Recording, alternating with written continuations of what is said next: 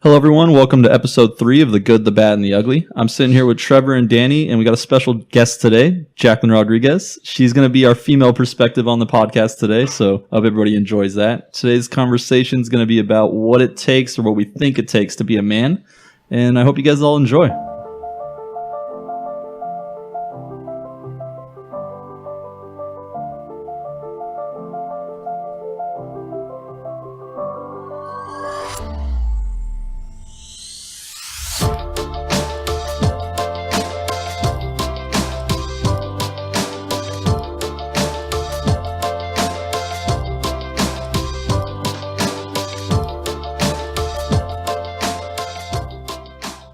All right, so like I was telling you guys, this is kind of how it all started for me. I was on Facebook, and I saw one of my Facebook friends post something that kind of caught my attention. It seemed like it caused a stir with everybody that was looking at it. It was a simple question. When do you think it's okay to cry as a man? And or if it even is okay to cry as a man? And at first, I just kind of scrolled past it. I was like, nah, that's a weird one. I don't want to get into that.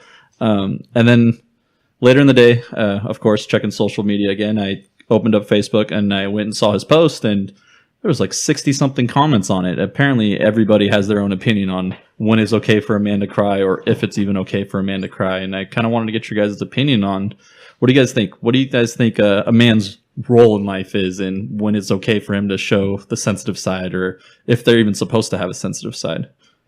Okay, so the sensitive, starting with that portion of it, and when it's okay for someone to cry. I think first off, in this day and age, men, especially like I said, in this day and age, men are not really given the opportunity to ever open up about their feelings. You're just considered, put on a brave face. You're supposed to be the last person out the door when the house is burning down type thing. That's what you should do. You should never show your weakness, basically. And back in the old days, men used to have groups. There used to be tribes. Men used to form teams. Men used to go hunting together. Men used to work together, and they used to have a lot more open conversations with each other about their feelings and about things that were getting them up or down. And now you don't have that anymore. You don't have that ability to sit down with your friends and go, man, I really got something on my mind, and everyone else is going to view me as weak.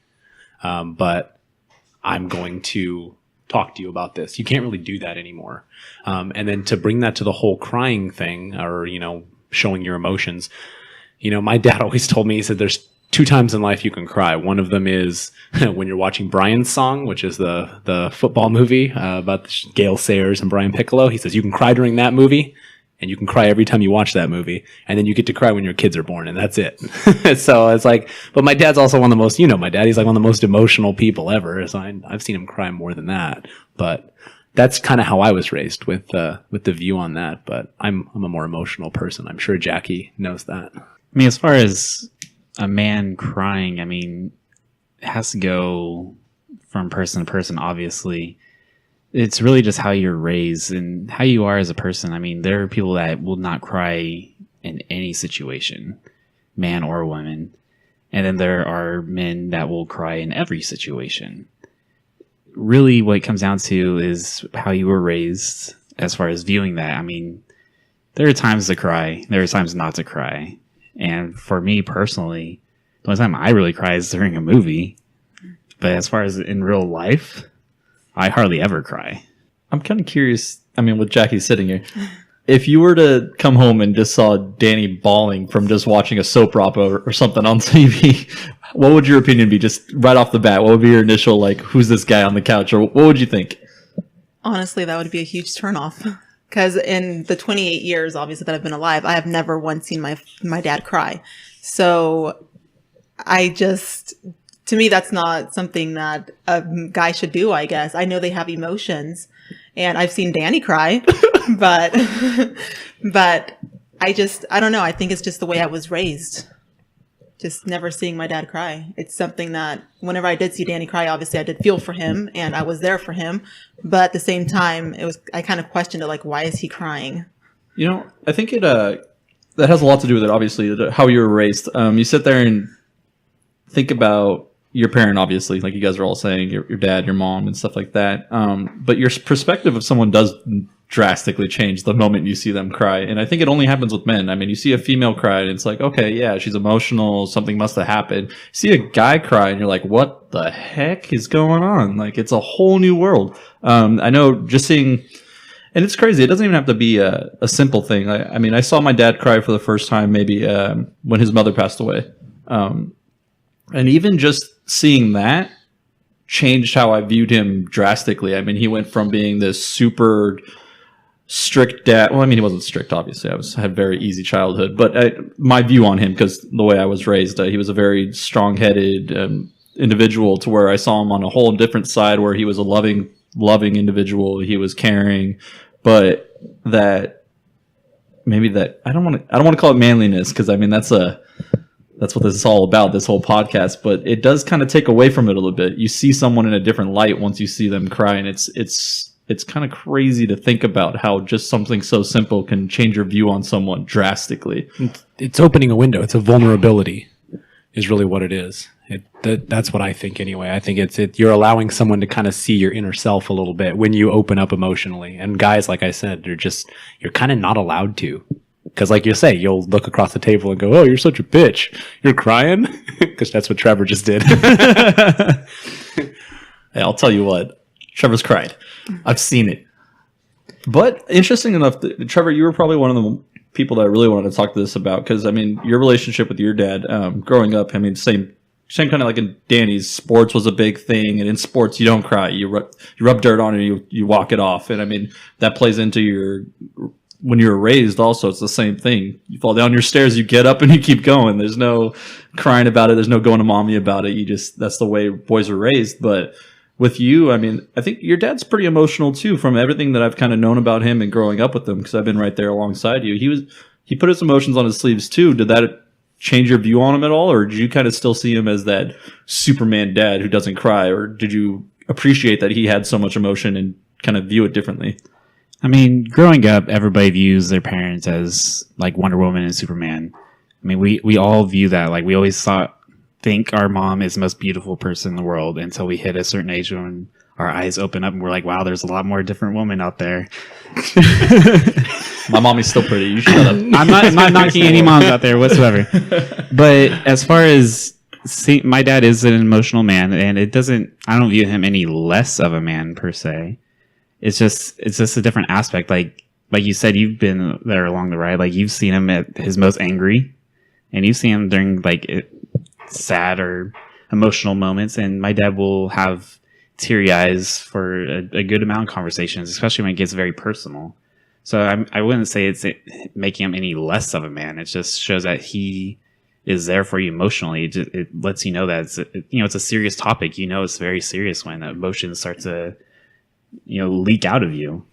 Jackie, would you prefer if Danny wasn't in touch with his emotions and was more, I don't want to say cut off, but if he just had one perspective view and just he was the way he was and just didn't have a sensitive side to him? It's kind of hard to explain, but like, if he was just not to be able to see your emotions as well as somebody that's in touch with their emotions would be able to see someone else's, would you prefer that, since your dad, I mean, doesn't seem like he's the most heart on his sleeve type guy? He's pretty strong, or would you want him to be as emotional? Personally, I think everybody should show their emotions. I think if you don't, really, it's not good to hold it in.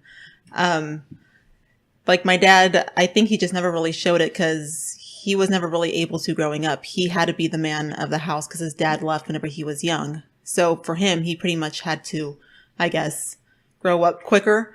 So I think that's why he sees that's how a man should be.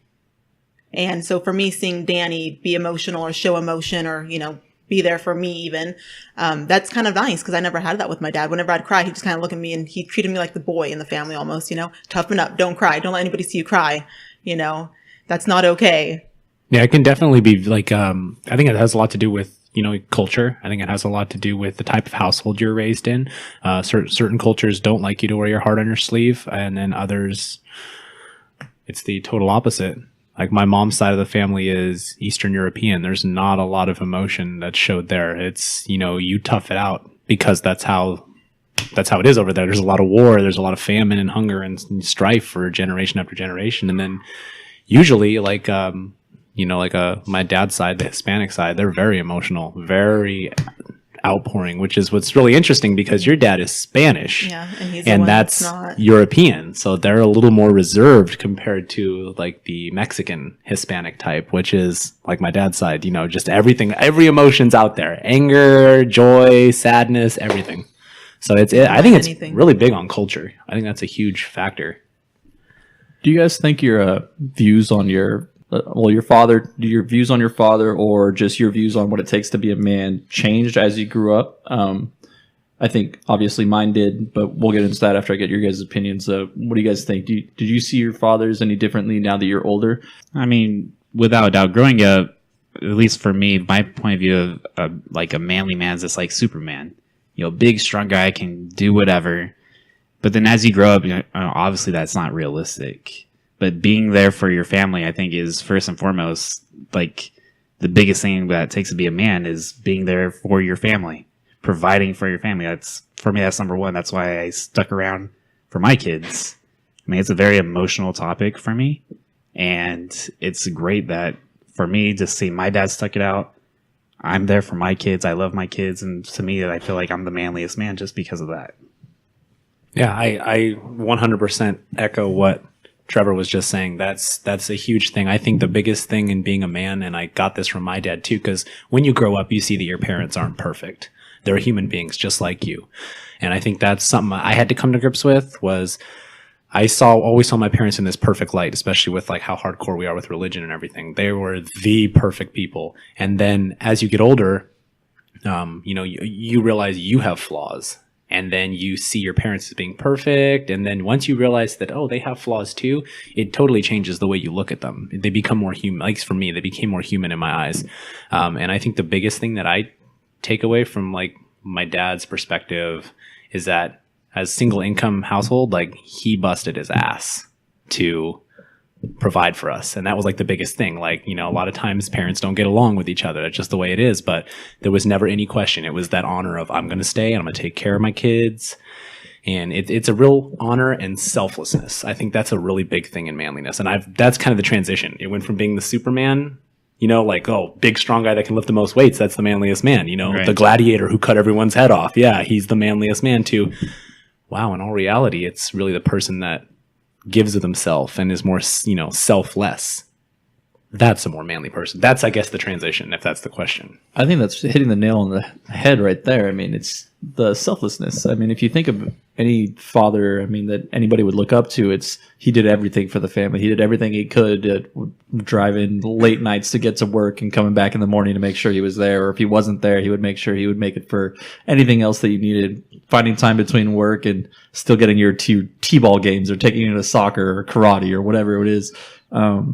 It's crazy to think about it, especially for me. And the older I get, the more I hate myself for it. I didn't appreciate enough everything that my dad did for me, or not that I didn't appreciate. I just didn't recognize it. I didn't know it was even going on because I was young, and they provided so much for me that I had the easy road. I had the easy life.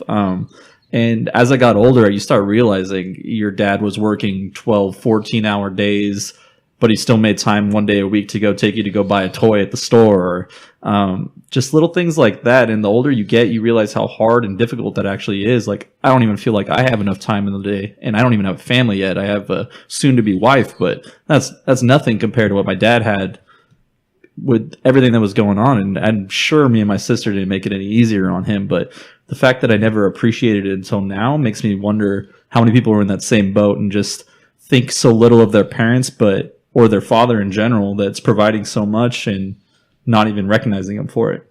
Fathers kind of get the short end of the stick sometimes. I kind of realize that too, because I don't know, especially just mine. It was my mom was always home with us, because it was the single income type thing. But I think that they kind of get the short end of the stick sometimes because they are gone a lot. They are gone a lot, and a lot of moms are too. But the mom has a special bond. She carries the kid for 9 months, and she's just biologically closer in that regards. And the dad kind of has to do the step back. The dad's got to be, okay, I got to be a little unselfish here, and I've got to go out and do things. I know, Jackie, that's how you said your dad was. He worked like all the time to help provide. Yeah, he was never home growing up. He would work 7 days a week, and he'd be gone for 12 hours a day. So I wouldn't really see him. I didn't know who my dad was really. And whenever he was home, it was just him sleeping or, just seeing the fact that I don't know, he just wasn't really around much. It was kind of sad to see that. And we've always wished that he was around more. But like you said, we never really thought much of him since he wasn't there.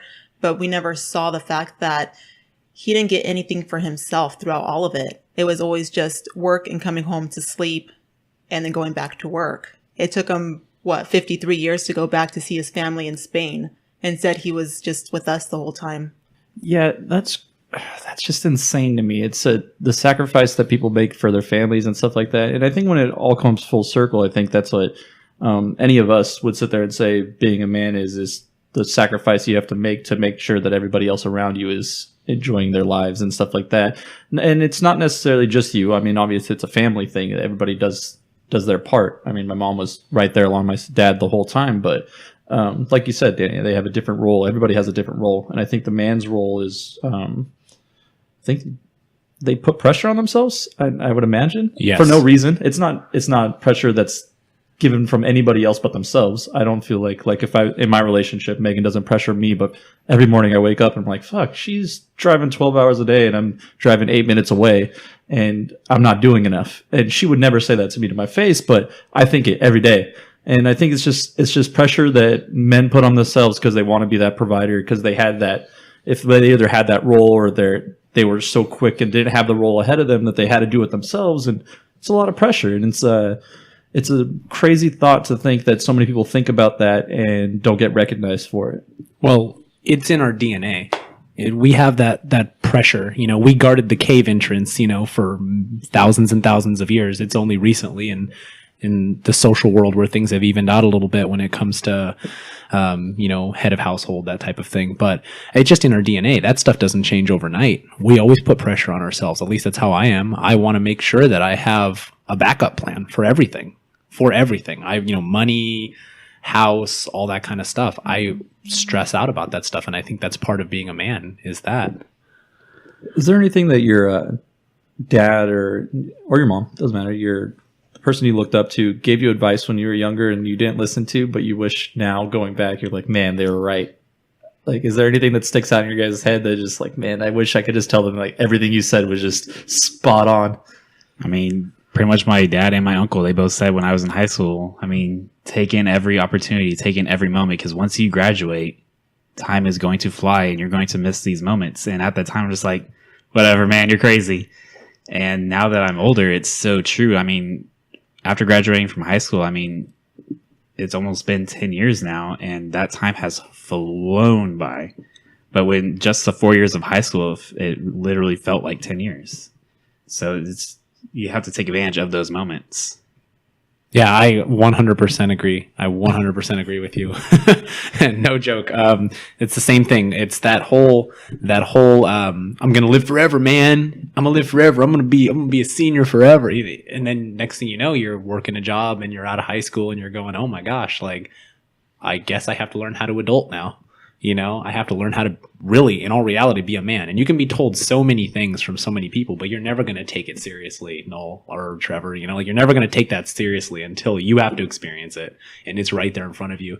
And then I start thinking, oh, the people I thought were real men, like my dad or my grandpa and that sort of thing, it's, oh my goodness, like they did the same exact thing. They had to learn how to be a man in the moment. Just like, it doesn't just happen the second you turn 18. You always think that, oh, I'm 18, I'm going to be an adult, man. And it doesn't work that way. It doesn't. I think one of the biggest things about being a man too, that I was going to mention earlier, but I forgot to, was you have to be able to say and stand up for what you believe in. Even if you might think it's crazy and everyone might fault and ridicule you for it, you have to be true to yourself and you have to stand up for what you believe in. You really do. It goes with that sense of honor. That's a good point too. I think one thing that I would say that being a man for me would be is ownership. Being able to sit there and take the good with the bad and be like, hey, it is what it is, but we're going to get past it no matter what. I think that's super important. I think a lot of people look past that. They don't say, okay, yeah, you know what, this is all happening because of something else. I may have fucked up, but I mean, look at this person next to me. They fucked up way worse. They just don't take ownership of the situation that they're in. And I think for me, as I've been growing up and I've been noticing just kind of how life swirls around you, I've realized that every choice, everything you make, you have to be able to stand behind it and own it. You can't just pass by. And I think that's a big part of being a man. I know my dad was that way. He took everything face on, and I would imagine that I'm hoping I'm going to be like that when I get older too, is just be able to carry people on my back and be like, hey, stuff's going to happen, but we're going to head it face on and we're going to move forward. It's a weird thing. It's all, like you guys said, it's all about how you were raised. And I would only imagine, Trevor, like with your kids, you would want them to see you in a certain light too. I mean, what do you do that you would think they would notice that, like, hey, Trevor's really trying. I want to be like that when I get older. I hope the fact that I'm working and they notice that I'm working, that I come home and I at least try to make time with them. Like during basketball season, I help coach my oldest son's team. So show that I'm willing to sacrifice my few hours after work for them. I hope they realize that I'm putting them first before I put myself. I hope the accountability of me being there for them, they see that I'm willing to sacrifice everything for them so they could kind of carry that when they become adults. I mean, I would definitely want them to have kind of the same, obviously you always want your kids to have the same outlook on life that you do and to make your kid a great person, but you have no control in that. So you just have to show them, and hopefully they can kind of pick up those pieces that you're showing them. I'm kind of curious, Jackie, if like you said, your dad wasn't around for a long time when you were younger, but so if a situation came up like that, let's say you and Danny had kids, if Danny couldn't be around for quite a bit of time because he's trying to provide for you guys, would you resent that because you didn't have that, so you wouldn't want that for your kids? Or would you be like, hey, this is how it was for me and this is just how life is, and roll with it? Like, where would you be for this? I wouldn't resent it, but at the same time, I wouldn't want that for my own family, because I'm not the type of person that would want to stay at home and be a stay-at-home mom. I would also want to try to support the family. So I think me kind of stepping in would kind of help that out a bit. At least I hope it would. Yeah, I definitely want to find that healthy balance too, because like I said, my dad was a traveling salesman, and he would sometimes have overnight trips and all that kind of stuff, and he'd be gone, wouldn't get home till 7 or 8 because he's driving back from Reno or Bakersfield or something. And my mom would end up having to take us to a lot of the baseball games and whatnot. But I mean, he pitched in too with that type stuff. But I kind of want to spend more time with my future kids when I have kids. I want to do that. And I think, we make the best with what we have. Like, that was my dad's job. That was the way he supported us. And it kind of echoes on what Jackie said earlier about her dad. He wasn't gone by choice. He was gone because he supported everything that they got to do, with his job. And there's a certain honor in that that's kind of unsung. It's like an unsung hero type thing. You're gonna have that. You're sacrificing one thing for a greater good. Do you guys feel like we're a dying breed of that? Each parent has a certain role to where, I mean, when our kids grow at some point, they're going to be like, oh, you know what? It's not just the dad's role to do this. It's the mom's role too. And it's going to be more of an equal household. But is that going to change the pressure that's on one or the other? Or do you think it's going to, how do you guys feel like it's going to be a generational gap type thing? Well, I feel like the pressure is always going to be there regardless of who the head of income is in the household, just because you always have to, at least for me, you have to put your children first. And you have to be thinking of them and providing for them, whether that be the mom or the father. But from my point of view, men kind of take it upon themselves to provide for them, because that's, like Danny said earlier, it's kind of like what was bred in us. Like, our DNA speaks it to provide, guard the cave of the entrance. Like, it's just a part of us just to provide first. Jackie, how do you feel about it? Being the female perspective of it, did you prefer an equal household to where you guys are both pulling the same weight? Or would you want it to be more, Danny does his thing and I help out if I can, but it doesn't matter if I do or I don't? I'd want it to be equal. My parents did raise me to kind of, I guess, fight for my own stuff and always kind of help out whenever I could. So I wouldn't want to just sit around and, I guess, struggle if I could really kind of help out.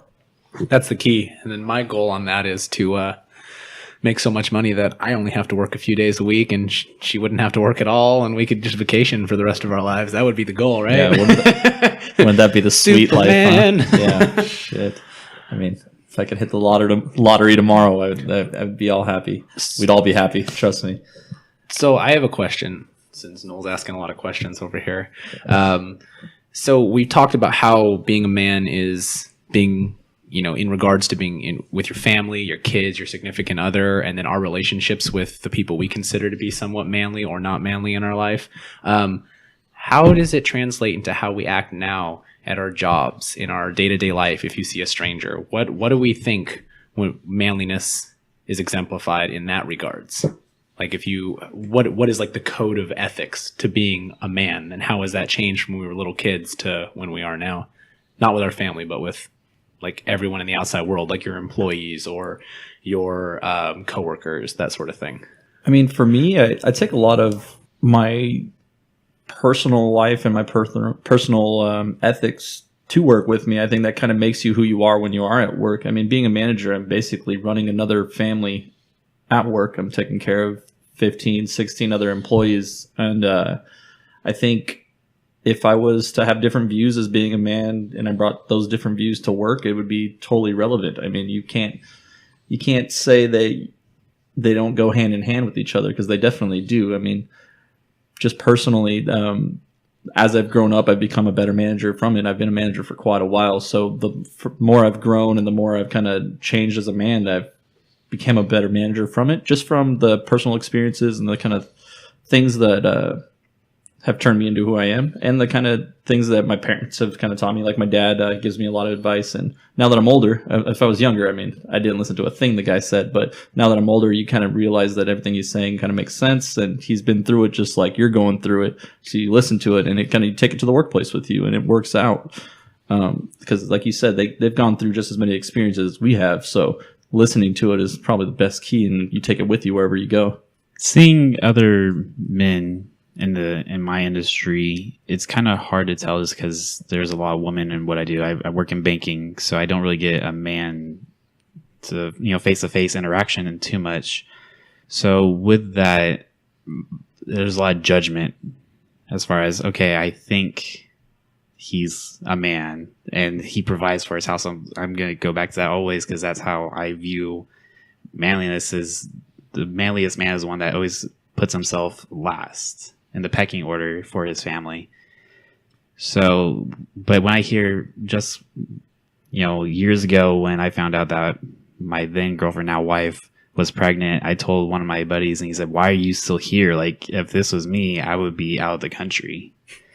And so that really changed my view of him. Just to put this out there, that was not me. I didn't say that. I'm just going to throw that out there right now. Yeah. There was a lot of judgment coming my way. That was not me. I'm still in the country.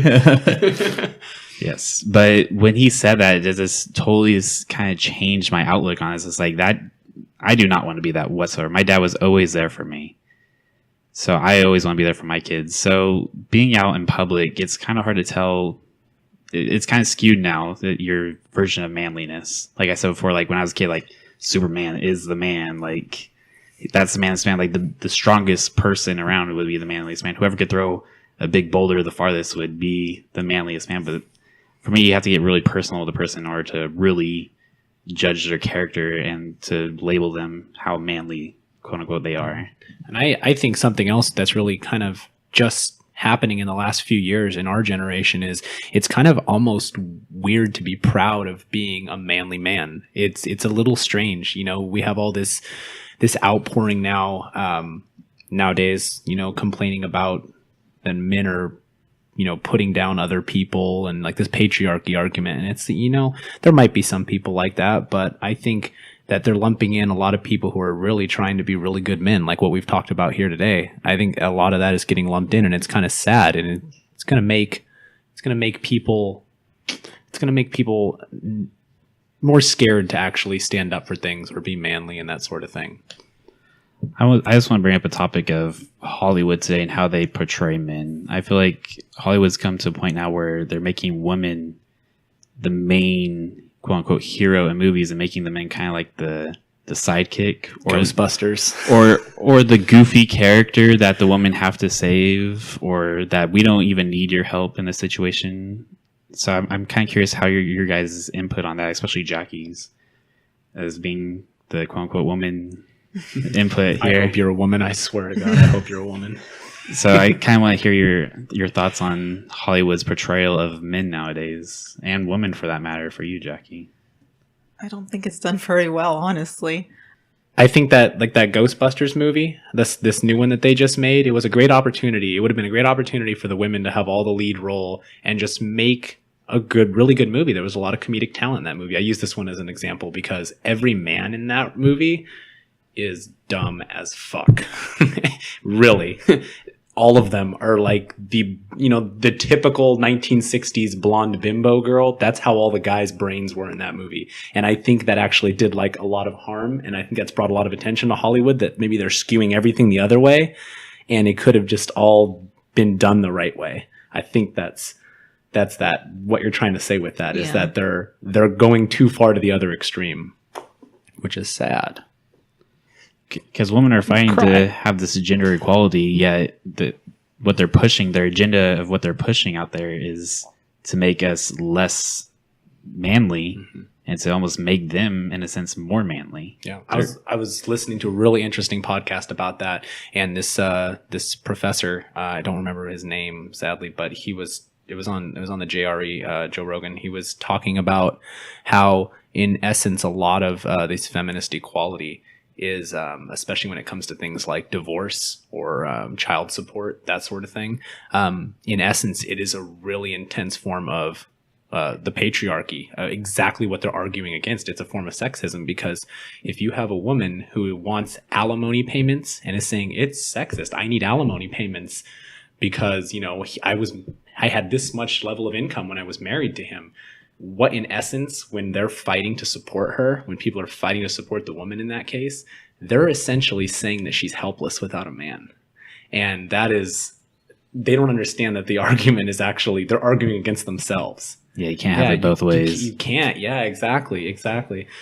Getting off on a little bit of a tangent here, but I think that's another podcast for another day. Yeah, I know. We're coming up with topics just because of that. But one thing I was going to say is, there's been a rise, and someone brought something up earlier when we were talking a second ago.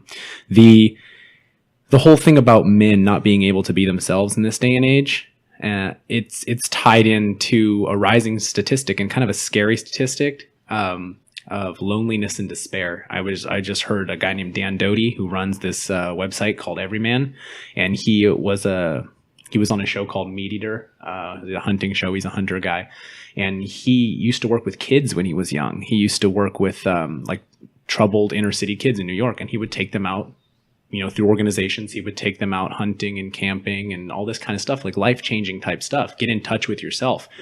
And he said 99.99% of the time, these kids' lives would change just because someone allowed them to be themselves and talk with them and all that sort of thing. So he started up a thing where he takes men out, guys like, say they're the insurance salesman or the accountant who doesn't ever really get to talk with men about his feelings. This goes full circle back to the whole crying thing. These guys aren't allowed to open up and be themselves with other men, and that's what you need. You need that ability to, like, if I'm having a down day, it might not be the right choice to go burden my girlfriend or my wife with that. It might be best just for me to hit up one of my boys and be like, hey, listen, man, I need to talk with you about some shit, like some real man shit. But anyway, so this guy, he gets these groups together and he takes them out to the woods and whatnot. And they do all this, like, camping and fishing and hunting and all this kind of stuff. But he was talking about how there's this increase of deaths due to loneliness. Like, loneliness and emotions emotional pain, it really hurts the same as physical pain. Your body doesn't read it any differently. It's actually worse for you to be lonely than it is to get hit over the head with a hammer, like in the long-term aspect of things. And you have a lot of males' life expectancy, especially white American males, is dropping. It was like 75 a few years ago. It's down to like 73 or 74 now, which is, that's only 1 year, but it shows that it's indicative of what's going on. A lot of that's diet and everything, but a lot of it is people are more introverted. And like our last podcast, we talked about social media. Men aren't really allowed to be men anymore. Men don't seek out other men because it might be looked upon as, oh, you went out and went camping with that guy out in the woods, you know? Another man might look at you and go, okay, you know what? You know, that's, you're not real manly, man, you know, that kind of thing. And, you know, nothing wrong with that, but it's kind of put a stigma on things, I guess is what I'm trying to say. There's such an epidemic of it going around where you can't be you anymore and you've got to be so introverted. And I guess that I think it's gotten to a point where it's tough for a guy to kind of find a place to let out his emotions and be to vent, I guess. I mean, we're doing this podcast for a reason. It's letting us vent and give a kind of perspective on things that we don't normally would talk about in everyday conversation. Kind of the same reason why guys go to the bar and just grab a beer, because they need to talk about something. It could be anything. And people look at it like, oh, what are you trying to hide and stuff? You're not trying to hide anything. You're just trying to find something you don't want to burden, like you said, you don't want to burden somebody with something that might not be anything that even involves them. You might have just had a bad day at work, and instead of wanting to throw that onto your significant other or somebody like your family, you want to just vent out with a bro really quick, and just because 2 hours from there you're going to be talking about sports and it's going to be out of your system and you're good to go. And it's an important thing to have, and I think that a lot of people don't have that anymore. I don't think that people have that friend or that even ability to find somebody that they can have a deep conversation with to kind of let those emotions out. And it's not always going to be your significant other, even though you might want to. It's just, like you said, it's a burden, and you don't want to show someone that you have that weight on your shoulders. So you just want to let it out a different way. Yeah, the significant other thing, it's a different kind of relationship. You're able to be more open with your significant other in ways that you wouldn't be able to with your guy friends. But just the same, men need the company of other men. It allows you to grow your character. It allows you to grow as a person. There are certain things that you can do, and everyone right away goes, oh man, it's probably like hanging out with girls or something. But no, there's certain things there's a certain person you can be around your guy friends that allows your character to not wilt. You know, you need the company of other men that you consider manly, or you consider to be like you, good father, you, a good general manager, that kind of thing. Like good people that in their essence are good, true. It allows you to grow too. And I think that's really important. It's kind of lost.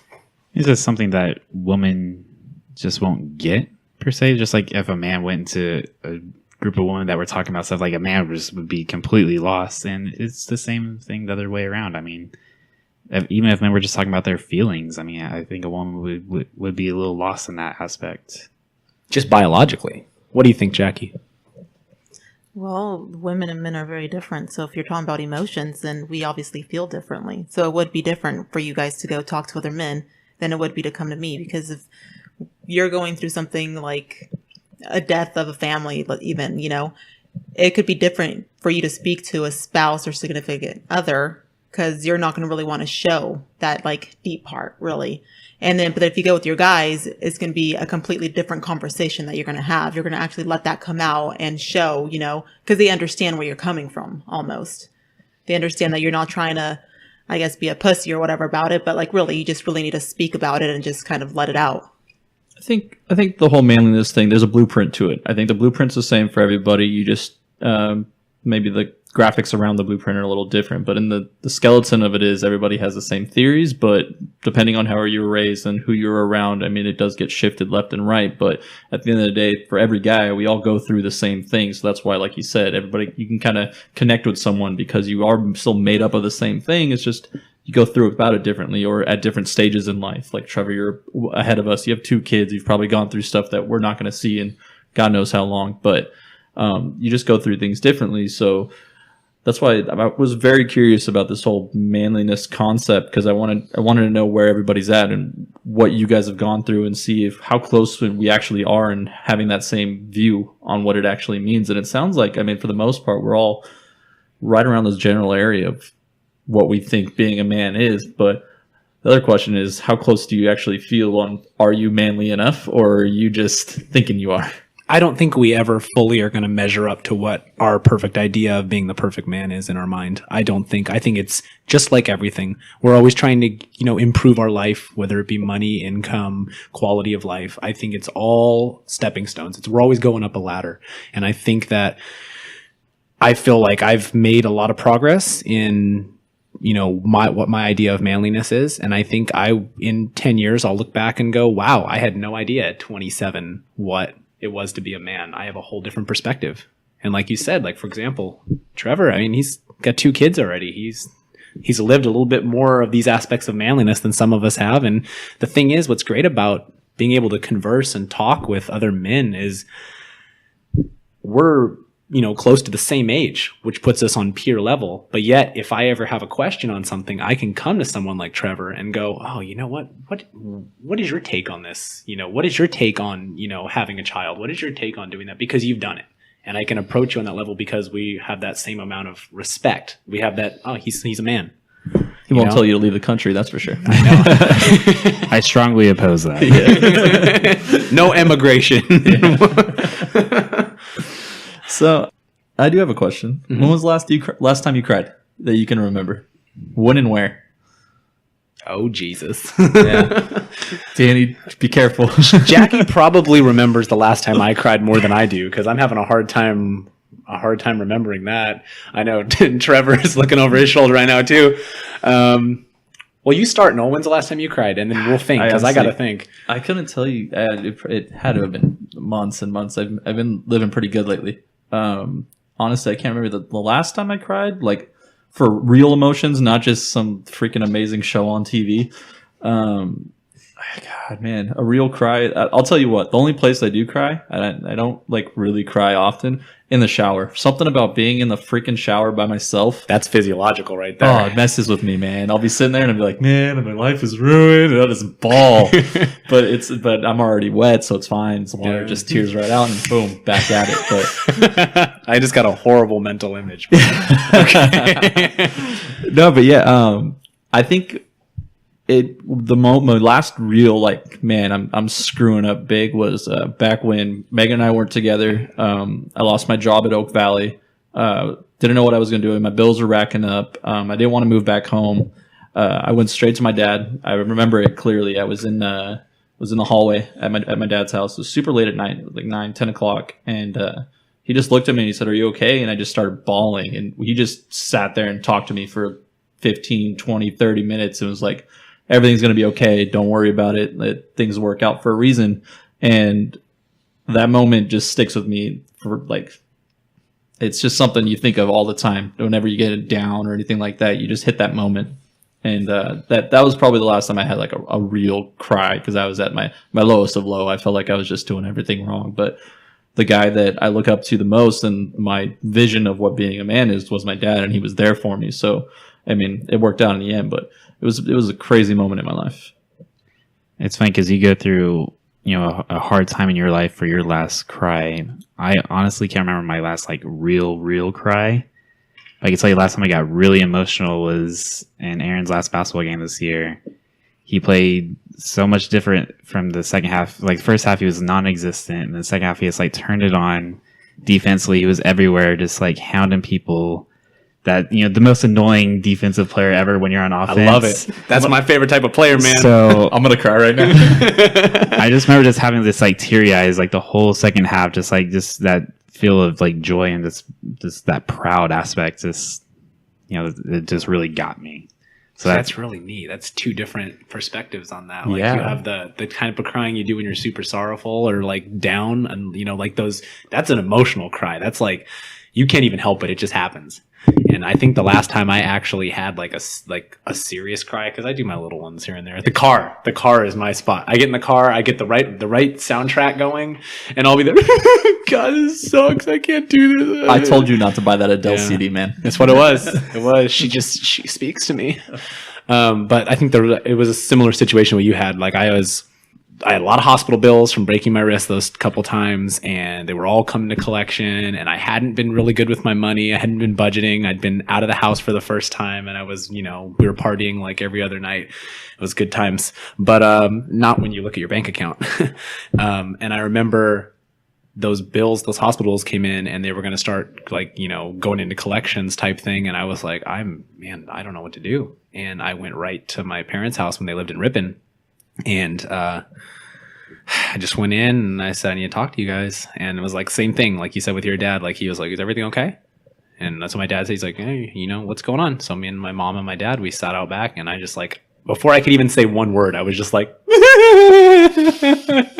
it was just gone. I was blubbering like a little kid, Jackie's looking at you so differently now. No, it was bad. She probably is. I'm being open, okay, man. I'm being sensitive. But yeah, it was the same thing. It was like, I got told everything's going to be okay. You're going to figure it out. Life goes on. You're going to wake up tomorrow. I mean, that's just the way it is, And that was a huge. Instantly, once I was told by my dad and my mom, who I consider to be like, my pillars and all that kind of thing. But just my dad saying, hey, I've been there. And the second he said that, I knew it was going to be okay, because I knew that someone else had gone through this. And that was the thing. I didn't know who to talk to about it. I didn't have anyone to talk to about it. And, if you have people around to talk like that, it's a huge game changer. But crying, we'll see how Jackie feels about me after hearing all these crying stories, because, her dad never cried in front of her. So Jackie, when was your last good cry? Maybe that didn't involve Danny. This morning, Danny was an asshole. Yeah, no, I can. Yeah, go ahead. Bring him into it. It's like, when was your last real good one? The last time that I actually cried was January 21st of this year. And it's because Danny, specific. Well, it's because Danny and I almost broke up. So we went through like a very tough time. And I remember I went to my parents' house, and it was just the same thing with my mom. It's not a whole man thing, but with my mom, I saw her, and she right away was just like, it's okay. Because she knows me, obviously. She had me. But, I just lost it. And I just started crying. I didn't tell her what was going on, because I don't want them to see Danny differently. And that's our business. That's why I love you, babe. But she was there for me, and she held me, and yeah, that was my last time. So it's been a while. Yeah. I think when it comes down to it, we just need to remember it's important, whether it's being a man or a woman, it's just being a person in general. It's okay to have somebody to talk to and let those emotions out. The minute you hold those things in, you're going to put yourself in a bad spot, and it's all going to come out when you don't want it to. Yeah, heart attack. Yeah, straight up. That's all for today's episode of The Good, the Bad, and the Ugly. Don't forget to like and subscribe to our podcast on SoundCloud or iTunes to get all updates on future content. And just remember, it's not important who's right or wrong, but it's always important to ask why.